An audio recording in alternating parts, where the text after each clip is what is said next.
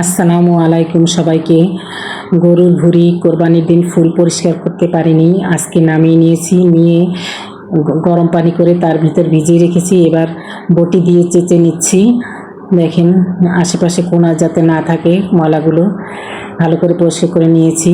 কোরবানি পরিষ্কার করা হয়ে গেলে ঠান্ডা পানি দিয়ে ধুয়ে চুলায় বসিয়ে দিলাম, একটু পানি আর একটু হলুদ দিয়ে। এরপর ঢেকে 10 মিনিটের মতো রান্না করেছি। ভুঁড়িগুলো শক্ত হয়ে গিয়েছে, এরপর পানিগুলো সেঁকে নেব। ছাঁকা হলে পর দেখেন এরকম অবস্থা হয়েছে। এরপর আবারও ভিতরে যদি কোনো ময়লা থাকে ছোট ছোট, এই জন্য আমি চেঁচে নিয়েছি। একটু দাগ দাগ থাকে ময়লার, আর পাশে দেখা যায় কালো কালো থাকে, সেগুলো আমি কেটে নিয়েছি। ভুঁড়ি খেতে ভালোই লাগে, কিন্তু পরিশ্রম হয় একটু বেশি। ভালো সুস্বাদু খাবার খেতে হলে তো একটু পরিশ্রম করতেই হবে। সবাই যখন পছন্দ করে বাসার।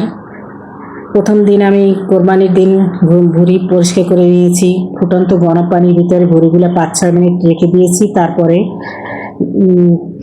চামচ দিয়ে আঁচড়িয়ে নিয়েছিলাম। সময়ের অভাবে আমি সেগুলো ভালো করে পরিষ্কার করতে পারিনি, ফ্রিজে রেখে দিয়েছিলাম। এগুলো নতুনদের জন্য বলেছি, যারা ভুঁড়ি পরিষ্কার করতে পারেন না। এরপরে ছোট্ট ছোট্ট টুকরো করে নিয়েছি। ভিডিওটা ভালো লাগলে লাইক, কমেন্ট, শেয়ার করুন।